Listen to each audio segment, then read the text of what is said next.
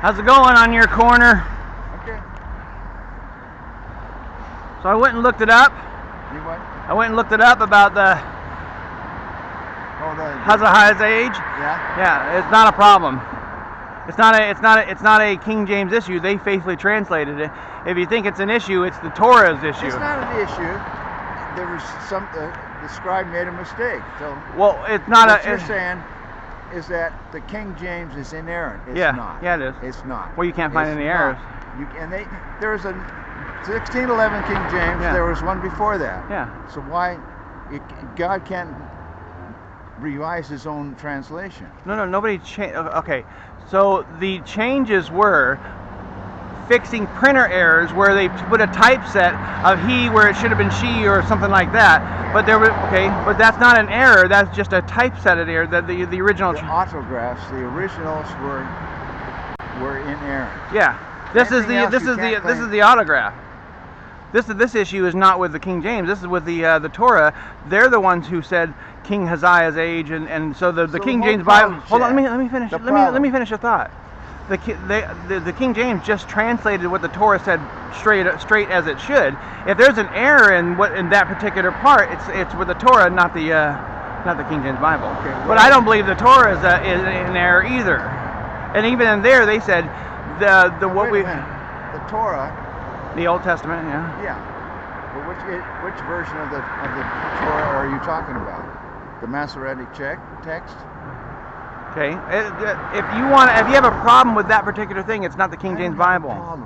But you can't find. Your position is that the King James is an error. Try to find an error. You can't find it. It is not. That's your belief. And but that's not the fact. As the basis of a theology about the Bible, it's a side issue. It is a great translation. Yeah, it's the translation, and nobody has done any better since. Well, that's your opinion, but there have been texts that have come, the Vaticanus text and the Sinaitic text, which predate the Textus Receptus. Why? They predate. No. Why does it predate it? They're older. They're closer to the original. I can tell you why. Okay, every time they had text, first off, when the scriptures were first written, they were copied right away, and they went to church and copied, and so there's thousands of copies that spread all over throughout Europe and Rome and all over the place. Yeah. Okay, even made it over to Alexandria. Okay, yeah. Now all the texts that were handled a lot crumbled and deteriorated over time because they were in use. Okay, so but there was thousands and thousands of copies. So you have all these copies that really testify to each other. So if anything goes wrong with any of those copies, all the other copies go, hey, there's something wrong with you, right? They'll point it out. I mean, it's a way of making sure that I don't want to discuss it with you because you've got your opinion. I have. Wait a minute, I'm just telling you what the historians are saying. No, I'm telling you that the people of these churches, Shasta Baptist, also other churches, the King James is the only one we're going to read about because it is the only text that's reliable, and I don't believe that, and it's an issue that shouldn't be the main thing. It's the Word of God. If you'd hear me out, you'd probably be surprised what I'm saying. I don't want to hear you out because you just keep talking and talking. I don't keep talking and talking. I just was sharing one thought, and I listened to you, and then I was sharing a thought, and I was listening to you. About an error of the age of this. Yes, but that wasn't a King James issue. If that's an issue in the Torah. It's in the King James. But all they did was translate it properly. No, you don't know how they crossed. Well, I can go right to the Torah and look at it. This is an issue in the Torah, and the scholars in the Torah said they believe that the first king was the King Uzziah died. His wife took over, and they said then she began to reign, or King Uzziah began to reign at 44. But the young king, his son, wasn't a child yet, and when he grew up 10 years later, then he says King Uzziah began to reign at 22. So the Jewish culture. Wait a minute. History. I know. It doesn't have a lot of weight behind it. But in the Jewish, it's someone's explanation of what happened. If you have a problem, then you can go back to the Torah and be complaining about them, and that's where the error you believe exists, because the King James just straight translated it as it said. Yeah. Well, why did the King James not do it right? What do you mean? Why Who says they didn't? An error. They didn't translate an error. They translated exactly what the Torah did, and they're founding on God that the Torah was right. No, you're excusing the King James because you're blaming it on them. Well, why did the King James have God's exact revelation? Well, I'm saying there's no error in the Torah, and I'm saying there's no error in the King James. Okay. Are you saying there's an error in the Torah? I'm not. I don't know about that. Well, I'm just sticking with the fact that the Torah is right, there's no error, and it might be my ignorance, but I'm also sticking to the fact that the King James writers were just trying to be faithful, and they translated it straight. So if the Torah is... The Torah, the Old Testament. Which translation of the Torah are you talking about? Well, if you think that's an error, go see it.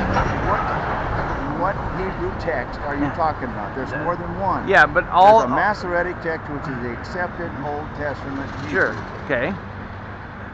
But you didn't look that up to see if that was a Torah issue. You just used some website to say that the King James has a problem. No, I discovered it myself reading it. But that's not an error. The King James Bible, if it's an error, it's a Torah or a Masoretic text error. But the King James Bible straight translated what the Old Testament Torah said. Well, how do you know the Old Testament Torah that they took was exact? Well, then go find the error, but you can't find it because there's been thousands and thousands and thousands and thousands of people from the very beginning who've scrutinized over this, and this is an issue, but it's not a King James Bible issue. It's an Old Testament Torah issue. Yeah, I'll give it back to you. No, that's all right. You keep it. I dare you to try to go find an error in the King James. You can't find it. Even though you believe something, it doesn't mean that your belief is true. And you just picked up some website that first thing you could come up with. I didn't pick up a website at all. I discovered it reading myself. Well, you didn't do and any scholar. I asked you one thing. You didn't do any scholarly look into this. What about the 1611 KJV and the one that predates it? Why is there a difference? There is no difference. There is. There is.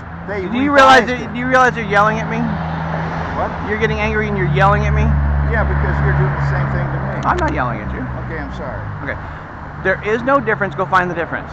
Now, I can tell you right off the bat, there was a difference because they revised it. They didn't. made some they didn't change the... Yes, they did. Wait a minute. Listen. I'm telling you. They didn't change the meaning. They didn't change. They changed. You know what? The milk used to be spelled in the old King James English M-I-L-C-H, milk. Yes. Okay. Well, there's adjustments to spelling in the culture and the language. There's a We're not talking about that. Right. There is a revision. Right. A change in meaning. The KJV. A change in meaning. Well, tell me. That's what words are. They're wait. words. A change in meaning. Show me the doctrine they changed. That's all. It's not about a synonym or an antonym where you could substitute different words. Because a lot of people will say, well, this one you could have this synonym or this synonym, but they both work the same. It's not about a synonym. What doctrine or what foundational truth from the Old Testament did they change? They didn't. They didn't.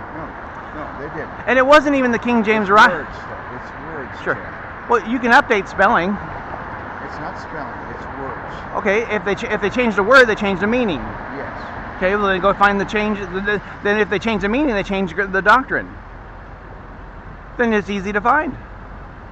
Well, You could find it really easy if that's the case. Because it's not just you and me, it's been hundreds of thousands of people throughout time who scrutinized over that. No problem with that. Yeah. And it's not really a King James issue as much, because Tyndale did it, the Bishop's Bible translated, the Geneva Bible translated. I mean, it was like over and over. And even the King James writers say, hey, we're not doing anything miraculous. We're standing on the backs of others, like Tyndale. Well, Okay. sure they did. Okay. Sure. But then they go, we're not trying to gain glory for ourselves. But We're they were just human beings translating the text. Sure. It doesn't mean that they had a perfect text to work with or that they did it perfectly. Yeah. And even today when we read the Bible, there are differences of opinion about opinion is what one certain thing. words mean, and what should have been there, or what is this another alternative meaning. Yeah. All the texts have that, and all the Bibles have that. Yeah, you won't find any meaning change, any doctrine change, any corruption to say this is wrong. I 100% agree with you on that. Right. But the claim by the KJV only is that's the only. I'm not a KJV onlyist. What I'm saying is that's the KJV only. I know you probably got in some very vitriolic arguments with them before. Trash. Yeah. They're corrupted. Yeah. And there is signs of corruption in a lot of new translations. And there's some translations that are heavily biased on certain theological ideas that they really pollute it and poison you and it. I both agree that there are some Bibles that are not translation. They're let's go to the extremes. The Living Bible is a terrific. Well, let's go to the extreme. Look at the Queen James Bible on Amazon. I mean, that's just the extreme. And then back off from that, and then you have the Message Bible, were really poisoned and polluted. And then the Passion Bible. The Passion Bible is another version of really terrible corruptions. On purpose, but then there's like the NIV is just as bad. No, NIV is not. It is a translation. It's poison. Morning. Excuse me. Sorry about that. Good morning. How you doing?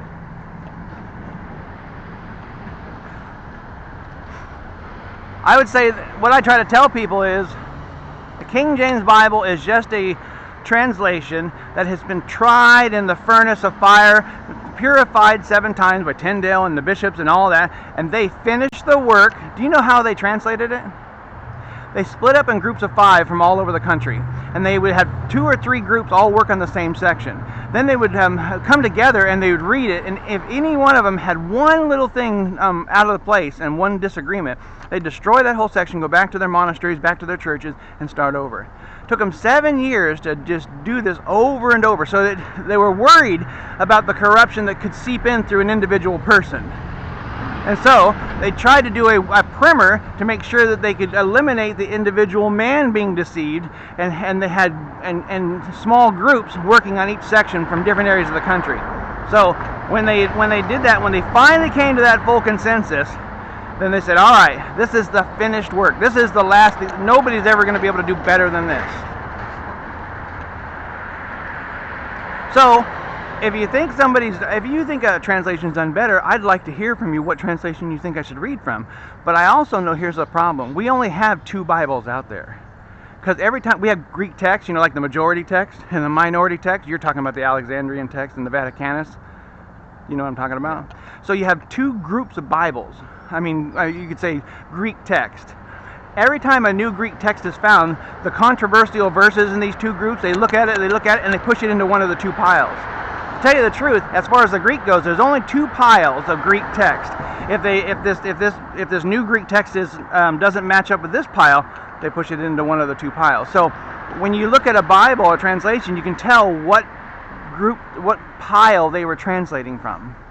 And just because it's older in Alexandria doesn't make it more authoritative because of the fact that it wasn't handled. And the only reason that we don't have older than the 120 in this pile is because they just crumbled and destroyed after handled and used. Yeah. Hey, do you know that they found that one in Alexandria in the trash? One of the first one that was found. They found 30 or so more, but they're all out of Alexandria. And those, well, we can go into that. That's a whole other thing. Somebody said that they pulled out the one out of the Vatican and the one out of Alexandria and compared it, and just in the Gospels alone was 3,000 differences. And that was the one out. That was 2 copies out of Alexandria. Well, so my point here. Now, let me just say this. We could go on and on. I appreciate all your study on this. Is that the KJ only people? I'm not a KJ only. I didn't say you were. I know, but you're attacking them, and you're associating. Go ahead. The KJ only people talk like the KJV is the only one that Christians should be using. The rest are corrupted, and that's not true. They're not corrupted. Okay. We're not going to talk about it. There's some problems, and we should talk about them. I have problems. There's just problems. The NASB, John MacArthur probably uses that, and I think he is. He wrote his own translation. He didn't write his own translation. He wrote his own commentary. That's a difference, not a translation. Yeah, I think he did. He just did a new one where he did his own translation. No, he didn't do it.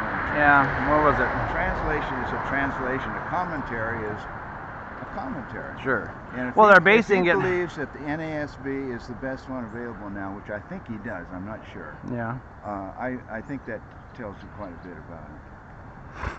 Well, if there were some other theologians equal to him and believe that and doesn't agree with that and sticks to the King James and they have their reasons, I mean. Yeah. So that's okay. They can disagree with him. He's not the final authority on everything. No, but again, morning. Good. How are you?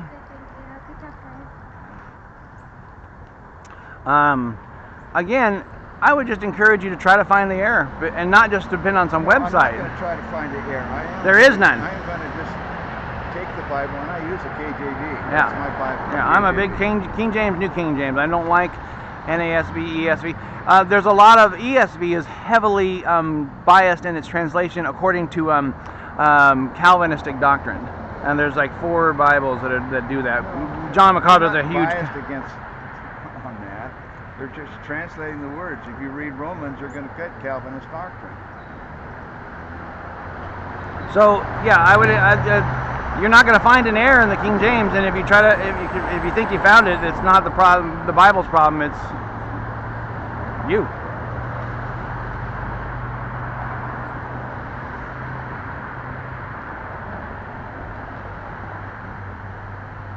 Now, what about all the verses that are missing out of like the NIV, which they translated from the Alexandrian text? So, what about those? There's like 18, 20 verses that are just deleted. I don't know anything about that. Look up Mark 9:29 and Matthew 17:21. There's you probably know the answer. Those are things in the NIV. It's not just the NIV. It's because they pulled from the Alexandrian text. Okay. And what about the last few chapters of Mark about the handling of snakes and the poisons and things like that? Yeah. Which the KJV has. Yeah. But there's a lot of Greek texts that have it, and there's some Greek texts that don't. So should we throw it out because some don't? And that's a concern. It's an issue that I don't need to get too heavily into. Tell me something. You the KJV is a good translation. Yeah. It's for modern readers. It presents barriers for understanding because of ancient. That's why I said King James and New King James, because but then after that we got some real problems. Tell me this. You know the answer to this. The apostles couldn't cast out the demons out of a young boy, and they brought him before Jesus. Jesus got a little upset at him because of their lack of faith. But then he also said, this kind can only come out by prayer and fasting. Bingo. Right. The NIV in Mark 9:20 and a lot of other translations. The NIV in Mark 9:29 took out fasting, and in Matthew 17:21 deleted it altogether. Oh. So the only 2 places God uses more than one witness when He's trying to establish a doctrine, and He'll use more than two or more verses. Always. They corrupted the doctrine of casting out demons by prayer and fasting. 1, by changing out fasting, and 2, by deleting the whole verse. So the only 2 places that testify of that doctrine have been decimated in some new Bibles. Yeah. Some new translations. Well, that's an obvious corruption. Yeah. Yeah, when they do something like that. You Right. know the reason. They're going to say, well, the text didn't show up, the ancient text, you know. That back to my thing is that there's only 2 Bibles because of the piles of Greek text, Well, and you can. I haven't heard about these only 2 Bibles. Well, there's only 2 piles of Greek text: the majority text and the minority text. The Textus Receptus is different than the majority text. And I don't know the difference, but they are different texts. The majority text is 5,000 plus strong. The Textus Receptus is a compilation of those texts that all are in agreement, and the controversial verses is the argument between them, and the minority text is only about 40 texts large, mostly based all out of Alexandria and Egypt. This is mostly out of, well, this is across the whole board, but all these copies I was just telling you about testify if somebody's corrupted. This large body of testaments is pointing to somebody who's been changed, and they're complaining that Alexandrians got some problems with it, and it's been changed. And Alexandrian says, "Well, we're older." Well, so what? That's not a valid argument. And so that's the 2 piles of Greek text. You might want to look into that. But I'm not going to look into it. No, I was just talking about the. All I said to you is that I don't believe that the KJV is inerrant. And I'm going to leave it at that. Sure, that's a belief. You just said it's a belief. I'm telling you by fact. I'm telling you by fact. What we have is absolutely true to the autographs. Well, yes, that's a belief too. Silver tried and prove it. Well, you can no. I can prove it. It's a waste of time. Listen, I can prove it because it's a waste of time to spend your Christian life doing that. I can prove it because you can't find the error. You can't. I've done it. I spent so many hours. You cannot find the error, and you're gonna find yourself on a fool's errand to try to come up with an error in the King James. No, I'm just going to read it and study it myself. I'm Okay. not going to try to find an error. But if you went looking, you won't be able to find one. Well, your explanation of the two verses that I gave you, I don't know if it's valid or not. Oh, it is. I can show you. I doubt it. I doubt it. Doubt it what? Oh, okay. That your explanation is right. To me, it's a. You doubt that I'm right? It's a scribal error, probably. Okay. Well, you can go look at it. Like I said, it's in the majority text, but not in that minority text. That's where the error showed up, in the minority text in Egypt. Not in this group of texts. They all agree. So why didn't the KJV fix it? The KJV didn't fix it. Didn't have to. It based its translation on the majority text, and in both verses. Okay, well, wait a minute. In both verses, they said by prayer and fasting. There you go. I'm talking about the age of this. They said we don't know we don't know who's right. We have some suspects of why the Old Testament Torah says this, but we're going to be faithful to straight translate it as the Old Testament says, because God's sovereign over everything. God's sovereign, but he's giving a false information in, which isn't God. So I don't. Well, the King James Bible stuck to the Old Testament text. You're excusing the King James Bible. They didn't do anything wrong. Because they were just faithful to the Old Testament text. If you think it's a problem, then why don't you point a finger at the Old Testament text, not the King? Whatever it is. Right. If you think it's a problem, I don't think it's a problem. The Holy Spirit didn't show the KJV what the problem was, so they no, I believe that the Old Testament text is still right. It's our understanding that's flawed, and the King James writers just stuck to the Old Testament text and made sure to translate it correctly. You believe in the sovereignty of God, and you believe that He did the Old Testament, and if there's an error, that's not us. It's not the Bible, that's the Old Testament that's the problem. It's us. Yeah. Okay, so then the King James writer said it's not the Bible that's the problem. It would be us. So we're going to straight translate it as is, even though we don't have perfect understanding of what God was doing when He said it and wrote it, and He keeps it and translates it and keeps it for all the millennia. So the King James, we're just sticking to that. Okay. You won't be able to find an error, guaranteed. I spent 1,000 hours looking, because that actually started to wreck my faith at one point, thinking, God can't write His word, speak His word, keep His word, and translate His word. I found out He could.